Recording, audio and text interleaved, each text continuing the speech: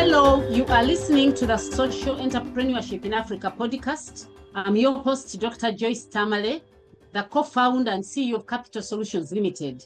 With me today is Mr. Katerega Basilio, the Managing Director and co-founder of Preterm Infant Parents Network Uganda.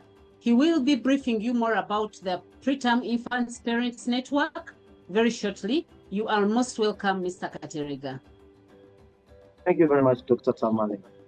In this episode, we will see how the Preterm Infant Parents Network Uganda, PIPNU, is closing the critical gap between home and hospital care, transforming neonatal health by empowering parents, strengthening community education, and influencing national policy to ensure preterm babies not only survive, but thrive. We are looking forward to an interesting conversation full of fun as this interview will flow with Mr. Basilio. You're most welcome, and we are looking forward to this conversation. Thank you very much, Dr. Tamale. Our dear listeners, this particular episode is very, very dear to our heart as social entrepreneurs because it's an initiative that is extremely unique, closing the gap, how the Preterm Infant Initiative transforms preterm infant care in Uganda. So as we get into this conversation, we are here with Mr. Basilio Katerega. I would like to know what inspired you to start Preterm Infant Parents Network Uganda. What is your story? Thank you very much. So my name is Katerega Basilio.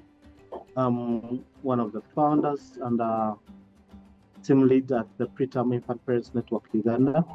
So how would I find myself in a situation where I'm not a doctor and I'm really taking care of preterm babies out there in the community? I was at work and I received a phone call from my wife that she was in hospital. She had gone for antenatal. It was the first antenatal. It was about the 4th month. So she had gone for the first antenatal visit. So she tells me, I have exciting news. I was like, tell me. She tells me we are going to have twins. I was extremely very happy knowing that they are going to have twins. The next question, I was like, would you be knowing the sex? She was like, no, not really, but they are twins. That's what the scan shows. But there is a problem. I was like, now I tell you which problem. So she tells me, unfortunately, one baby's head has got an issue. I was like, now what? What is the problem? So immediately I rush up to the hospital to find out what exactly is happening. So when I reached the hospital, I looked at the scan and one baby's head had started swelling, what we call hematoma.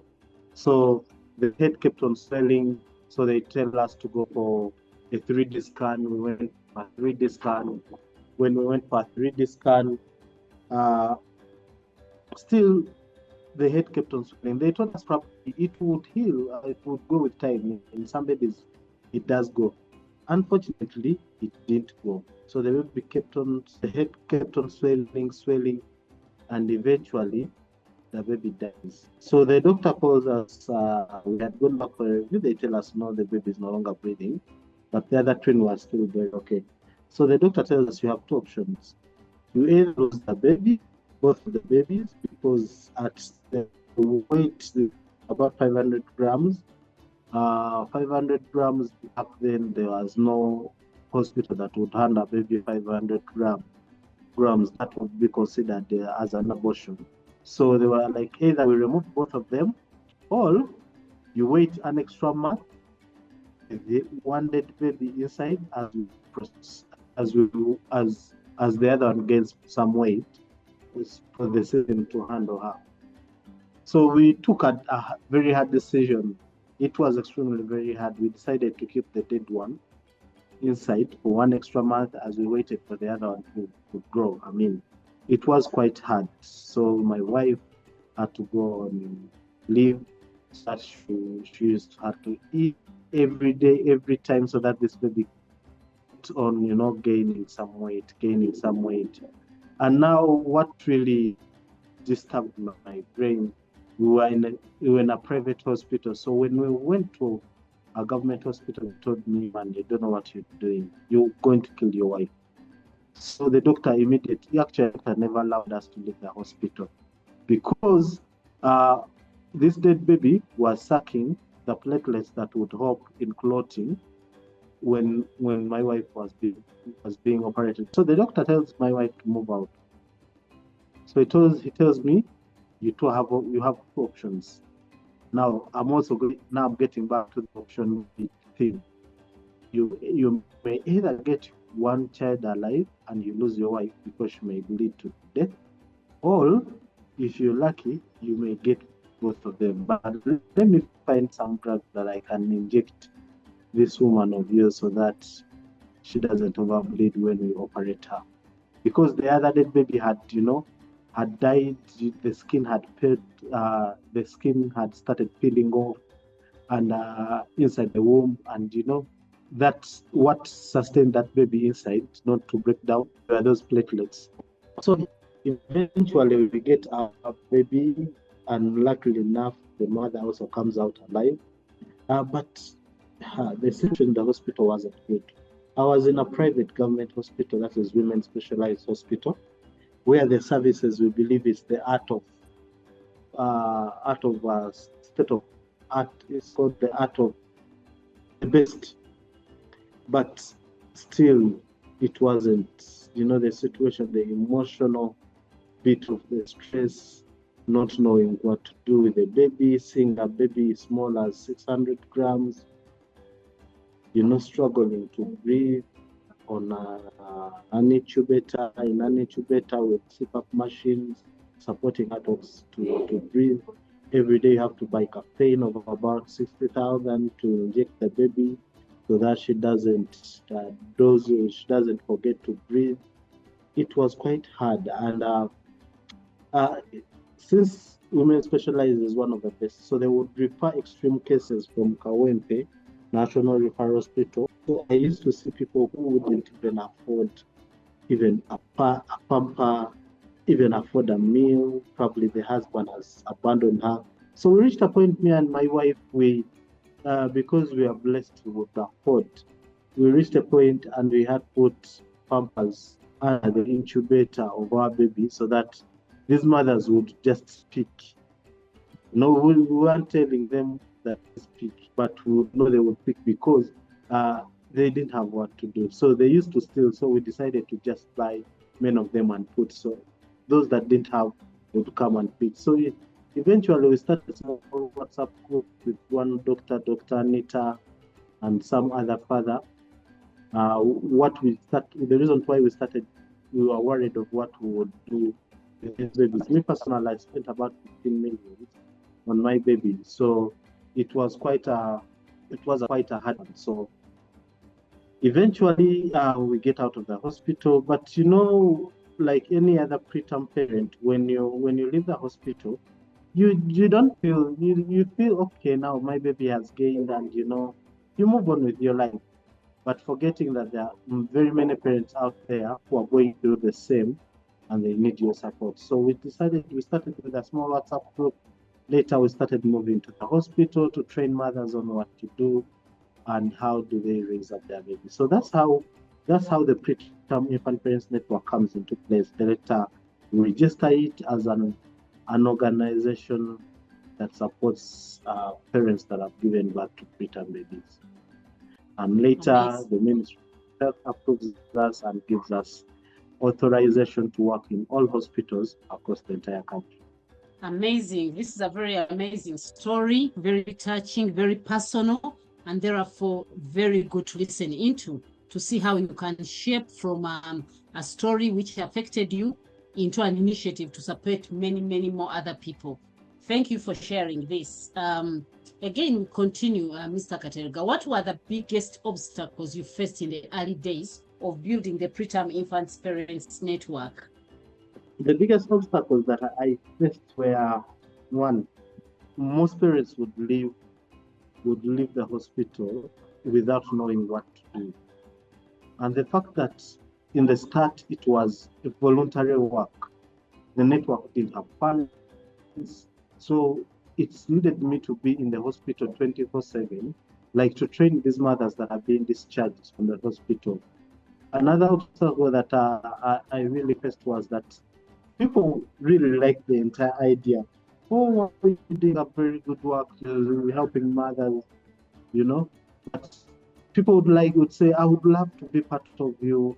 How do I come and support? But every time people came in and they noticed that there was no money to go with at home at the end of the day, that it was typically voluntary work, everyone would just stay in this whole thing alone. And I mean, the fact that I wasn't a medical personnel, I had to go through the learning, teaching myself how a preterm baby is taken care of. How do you handle preterm babies? How do you ensure that these babies survive in the community?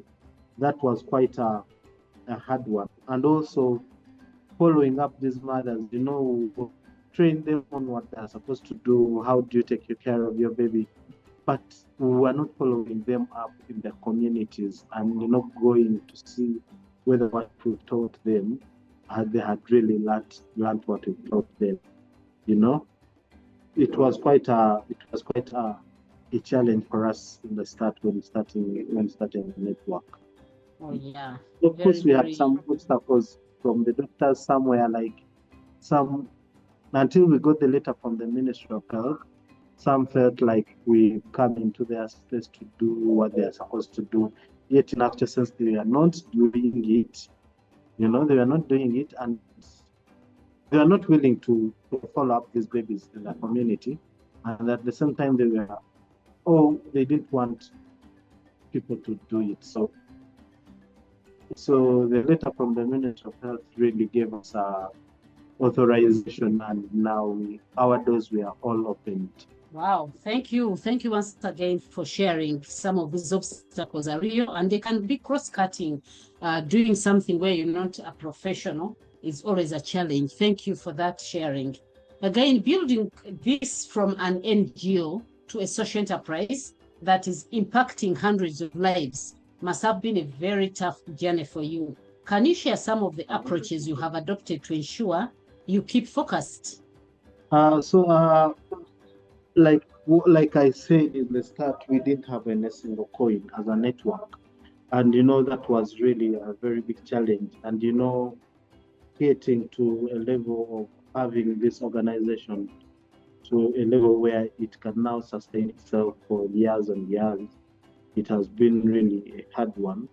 But I wouldn't want to say that we've done this by ourselves. No, I would be lying. Together, I'll say I've been glad to be mentored by Dr. Samali. She has been my mentor with support of Silvan, where she has taken us through how do you make yourself sustainable? How do you make yourself? Some of the stages that we've really adopted, one was to creating a social enterprise that really involved the key stakeholders, who are the mothers, because we very well know that these mothers, they stay long in the hospital and most of them lose their jobs. So as a network, we started the Porridge project, and we also started a shop, an online shop, a one-stop center for items of preterm babies. With Porridge, we did factory partnerships, and these factory partnerships where we've been in position to create good relationships with them. So they have the product, we have the market. So we go buy from them the product, and our mothers sell it out to the community. So we did our own branding, we got our own branding, NDS and everything. So these parents now are the ones that are pushing the product. These are the mothers that we are employing to do the product selling, and this has been one of having the key stakeholders being involved into the social enterprise that we created. I think it is one reason why we are 100% successful. I would say we are 100% successful, given ourselves and our returns on investment. I would say we are really they are successful.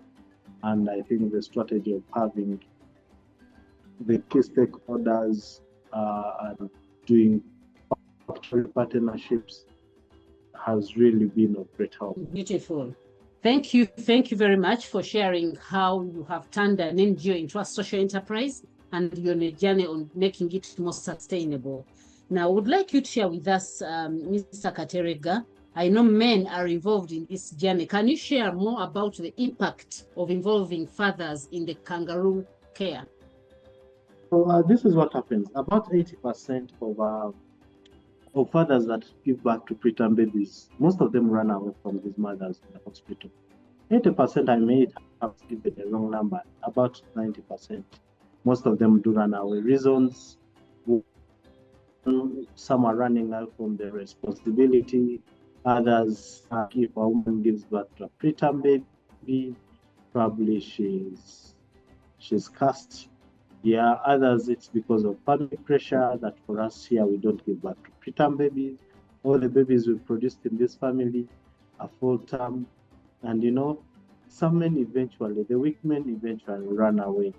And this has been a challenge to the mothers.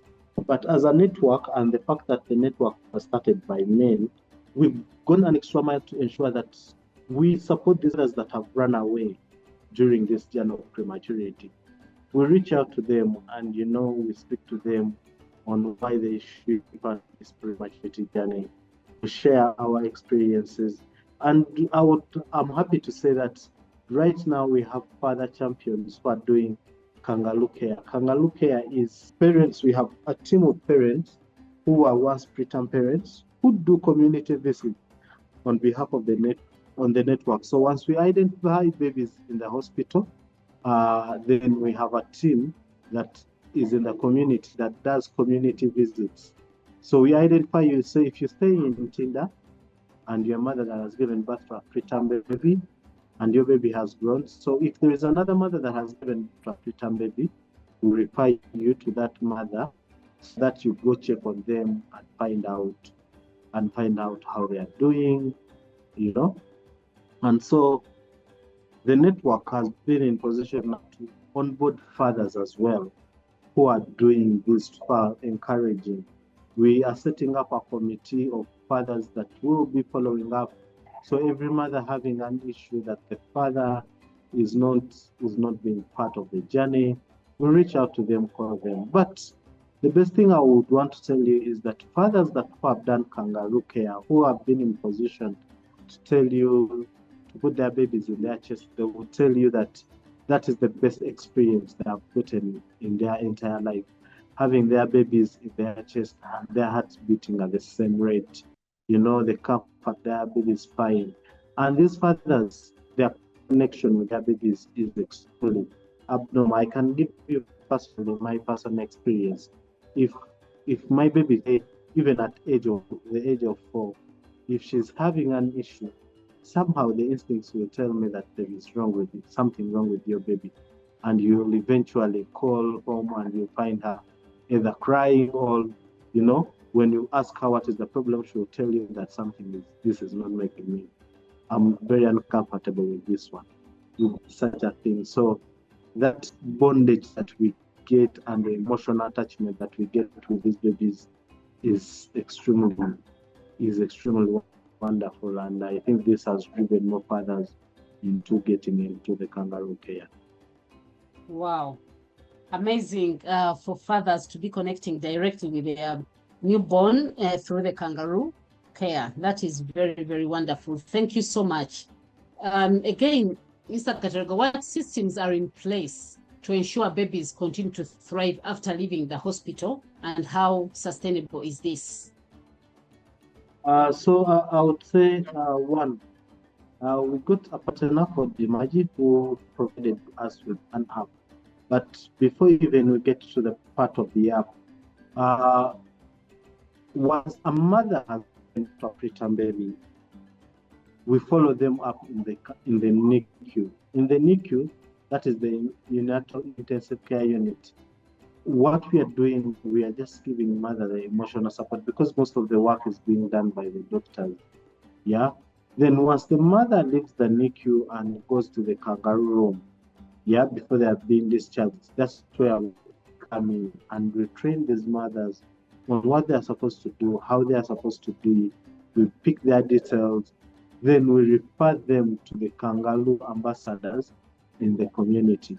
So once the mother has been referred to a kangaroo ambassador, this kangaroo ambassador or the FLW, we equip this FLW, we give them a kangaroo wrap, we give them a pulse oximeter, we give them a weighing scale, we give them a thermometer, we give them a height scale, we give them also sanitizer to use while they're in the field. We equip these mothers, these volunteers, and every time they go to visit this mother, they'll visit this mother 5 times until the baby makes about 3 kilograms. Then we discharge them off the program. We would have wished to go to up to 6-7 kilograms. Because of the very many numbers that we are having in Uganda, we can only stop at 2.5 kilograms. So we have an app that we've together with Dimaji, our partners. This app will be in position when the champion mother goes to the community, she will be in position to understand, okay, this is the pulse oximeter, she will do the weighing scale, she will do the weighing and puts this data. So us at the network, we receive real-time data. And once a baby has got any issue in the community, we identify the sign, this baby is immediately referred back to the hospital, and we support them when they have been referred back. And so when the baby goes back, still this FLW or the volunteer goes ahead and follows up this mother. Yeah, but what is good for us here, that is that we as a network are 100% sure that right now we are working with Dimaji, but we are 100% sure that in time, the network will be in position to sustain this program because of our social enterprise, the Porridge. We believe if we expand and our Porridge is across the entire country, the network will be in position to generate funds to give to these FLWs. We give them transport refunds when they go back to check on these mothers. So we believe we shall be in position to have the follow-up of these parents in the communities without fail. All right, thank you. There's a system, dear listeners, you can hear that the preterms are guided and they follow right from hospital to keeping it sustainable. Thank you for sharing that. Again, I would like to know how the preterm is doing it for the families to cope with the emotions of these challenges of managing a preterm child. Yeah, thank you very much. We've seen cases where parents have been discharged. When they get back to the community, one, they get a lot of criticism. Some of them, like I said, they think they have HIV, probably it's what caused the baby to come out a little bit early. Others think out there in the community, you cast, and all these things will impact you psychologically, yet you have a baby who also is draining you psychologically because of her state or his state. So how is the network trying to ensure that the parents are coping up with this? So one, when they we first train them before they leave the hospital, and we try to manage their expectations that, hey, look, guys, when you live here, you're going to find so and so very many problems in the community. So we do expectation management before you even leave the hospital. Once you get home, so what do we do once you get home? Once you get home, we have an FLW or the volunteer who will come and also help the family, sensitize the family as she's training them on how to do kangaroo care, how do you do hygiene management, how do you do breastfeeding, how do you do infection prevention. She will train them, she will teach them that it's okay to give birth to a preterm baby. But we've not stopped at that. We've also created peer support groups, like we have WhatsApp groups, where parents come and share each one shares their personal experience, what they are going through. And through that sharing, we see parents, those that are broken down, they're emotionally back up, those who have lost hope, they believe.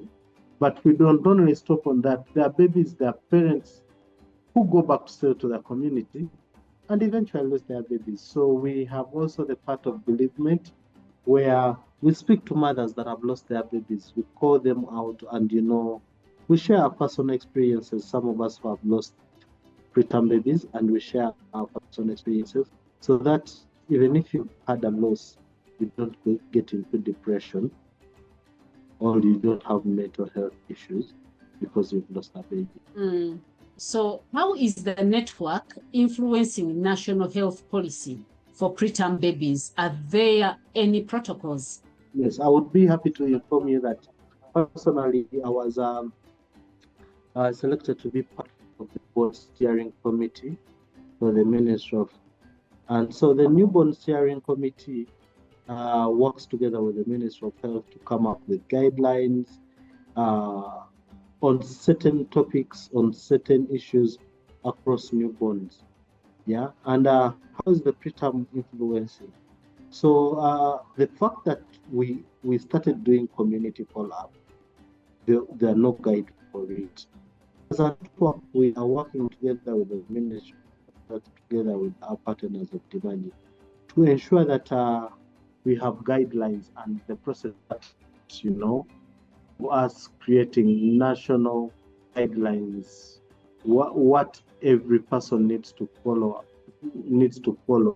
while doing community follow-up for these preterm babies. But we've not stopped on creating national guidelines on follow-up of preterm babies. But still, we are on the team that is working with the Ministry of Health to come up with guidelines on how to do ROP screening. ROP screening, one thing listeners out here should know is that most of the blind babies you see out there, they are preterm babies. Preterm babies mostly go blind because of that they put on them. Sometimes it affects the eye and eventually they become blind. So as the network, we do ROP screening together with partners like Mama Tulie. We do the screening, and once the screening is done, these babies' eyes are in position not to go blind, but there were no guidelines. So we just had a meeting with a committee meeting where that's developing guidelines on what procedures are you supposed to do when you're doing retinopathy or prematurity. I believe we, as a network, the coming up of the network, this has greatly impacted at a policy level, and right now every hospital is required to have a kangaroo room.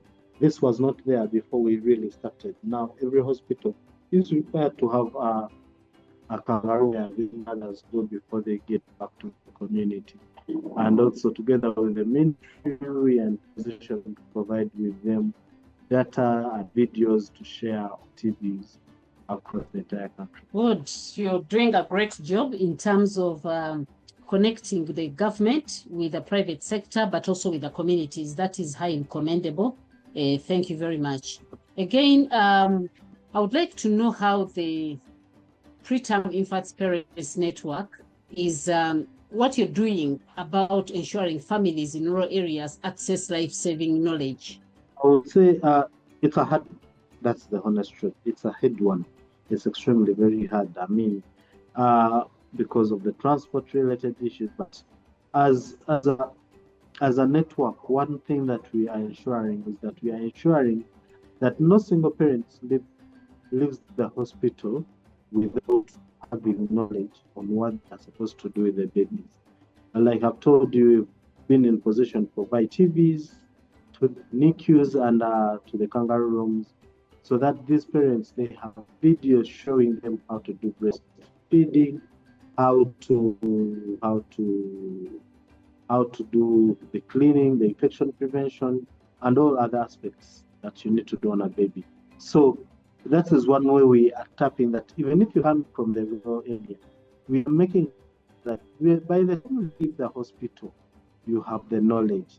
But we've not stopped at that. We have FLWs, all volunteers, in almost most of the villages. Right now, we are within Kampala and the suburbs of Kampala. That is Kampala, Wakiso, Entebbe, and PG. Those are the ones that we are working with.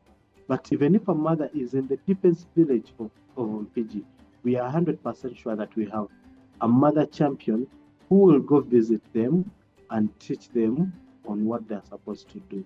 So what we are doing as a network is we are ensuring that we have mother champions, mothers that have been the victims of prematurity. We convert them at a village level so that we don't live. We believe by the time in about 20, 30 years from now, every single village in Uganda will have a mother champion who can support a fellow parent that has given birth to a preterm baby. Lovely. Thank you. It's an uphill task, but I'm glad to hear that you're doing your best to reach the hard-to-reach rural communities to be able to disseminate knowledge about the preterm. Thank you very much. Again, Mr. Kateriga, how do you measure impact and success for your work? Yes, thank you, Dr. Tamali. How do we measure success and impact of the work we are doing? Well, we've seen the impact has been actually even we as the network say how we've seen the impact. The impact has been felt right from the regional referral hospitals. With the fact that we do follow up, we encourage these parents to come back to the hospital and do the follow-up clinics. We've seen, like, I'll give you an example of Kawempe National Referral Hospital. Before we started doing our work, the follow-up clinic would have about 20, 30 babies. But as of today, the follow-up clinic receives about 60 to 70 every single Tuesday and Friday, which we believe this is an impact of the work that we are doing. But as I told you, we have an app that we are using that tracks all these metrics, tracks these metrics and the metrics that we are using to follow up these babies, like, okay, how many babies are being referred back to the hospital? How many babies have been in position to have been screened? How many babies have gained weight? Because weight gain is one of our biggest metrics that we're using to see whether the work we are doing. Because for a preterm baby, like I've told you previously, my baby was 600 grams.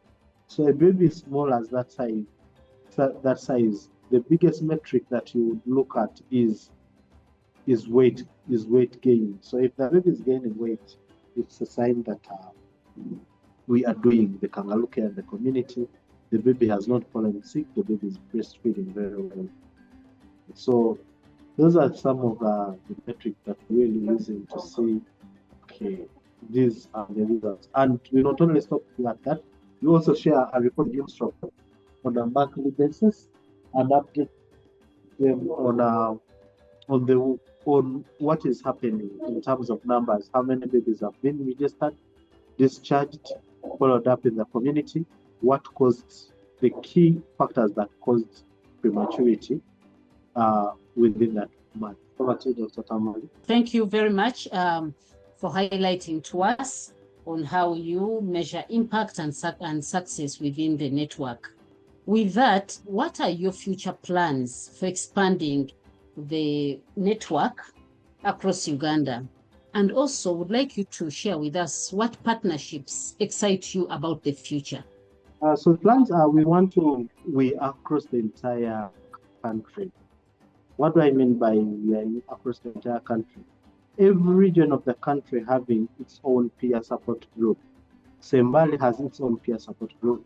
Barara has its peer support. Every district that has got a regional referral hospital group should have a network with a nurse who who really does the follow-up, who does the training, and that's what we are looking at in the next from now. And some of the partnerships now that are really exciting us as a network, how do we now expand our sources of income to be in position to support these parents? So some of the things that now we are looking at in the future is, how is the network making sure that, okay, how are we partnering with hospitals to ensure that what we have as our social enterprise, like storage and other things, are within these hospital canteens, like the mother living in the hospital, but knowing that after 6 months, we have this mother come back to the hospital, probably she has come back for a review, and she can go with porridge that she can give back. So, and those are the things that now we are looking at and, working around to see how do we push ourselves into those spaces? How do we make sure that if we have now a factory, which we never used to have initially, how do we ensure that we have more productivity from this factory to ensure that we can give these mothers these services at the cheapest cost, so that at the end of the day, their babies to survive. All right, thank you. The future looks to be expansive and a big challenge ahead of it. And so we hope this comes to fruition as you desire. And so continuing with our conversation, I would like to hear from you. How has leading Preterm Infants Parents Network Uganda changed your personal life? One, personal life, Katerina, I've learned that every good thing you do, it's paid by God. That's what I would strongly say. Every time, you come out and you're doing these things without expecting any single pay, but what you want is to see that a baby out there has survived. This has really changed my life. Now I don't look at life the same way. I think life is more than the material bit of it. Someone being there and knowing that there's someone to walk with me through this journey and that my baby will survive at the end of the day, I think it's the best feeling. I've met a lot of people while you're walking on the streets of Kampala and they're calling you doctor, doctor, doctor. You don't even remember the woman. She tells you it's because of you, that's why my baby survived. Look how my baby looks like today. There is that great joy that money cannot give you. At the end of that day, knowing that you've helped someone. And this makes me go to bed extremely very late, looking for possible ways on how we can support more babies, how we can save more lives, how we can save more babies from going blind. Sometimes these things that we are doing, they look too small. When to me who's doing it, it's something small, it's something normal, but to the person that you've done it for, it's everything for them. Amazing. And I wish we could have many more of your type in the society, where they see a problem and design very impactful solutions that can be able to solve the complex societal problems the way the Preterm Infants Parents is doing. That is a very, very commendable job. So as we get to the end, the final question I have is, as a person I have mentored through this journey, especially around social entrepreneurship, what advice would you give for any young person or anybody out there starting a social enterprise? As long as you have an idea, dive into it, look for the right mentorship, and you'll be extremely successful.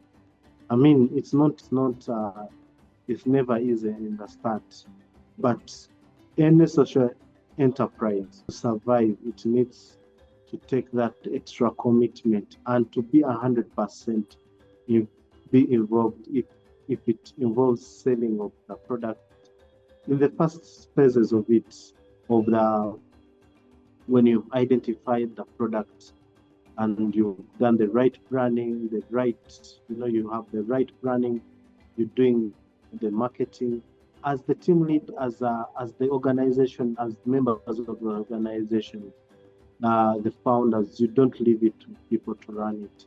For a start, please be part of it because you're the vision bearer, and the fact that you're the vision bearer, you see the direction to where you want the social enterprise to get to. So you need to have your hands on, and not only having your hands on, you need to have an end in mind. In whatever you're doing, you need to understand how tomorrow will look like. So if you visualize tomorrow and tomorrow will not look the way you want it, then immediately you have to get back to the drawing board and sit down, strategize, and find possible solutions. Sometimes you may not have solutions as a person, but working with people like Dr. Tamale, who are very good at mentorships. I mean, this is a very much additional support that can, because me working with Dr. Tamale, she had met at very many people on how to start up a social enterprise and run it and to be successful. And I believe now working with people like her, I think it's an icebreaker. And thank you very much, Mr. Katerega. Oh, dear listeners, I know for sure this has been a very insightful conversation. You have picked some lessons, you are yet to learn more. And so I'd like to give an opportunity to our speaker today to share with you his contacts, where you can find his work, and then possibly be able to reach out to them. Please share your contacts so that the listeners can be able to pick up your connection. To everyone who has been on our podcast today, and from wherever you're listening in from, thank you for taking this time and to be part of our story and to listen to our story. One, you can find us on our social media platforms, that is Preterm Infant Parents Network Uganda, both on Twitter, X, Instagram, and Facebook. But you can also reach out to us on 0702 90 5119. And if you know anyone who has given birth to a preterm baby in your community, still you can just reach out to us to support them at 0702 90 5119. Or you can check on our website, it has all this information. Amazing, wonderful. Dear listeners, I would like to thank you for joining us on the Social Entrepreneurship in Africa podcast. This has been a very special podcast today. And I remember that meaningful impact begins with action. And that is what took forward preterm infants parents to move forward into action. Join us always. Make sure you visit our website at www.capitalsolutionsug.com, where you can subscribe to our podcast on Spotify so that you will never miss a show. You can also connect with us via our social media platforms on Twitter, LinkedIn, Facebook, all at Capital Solutions. See you again next time, and thank you so much for listening.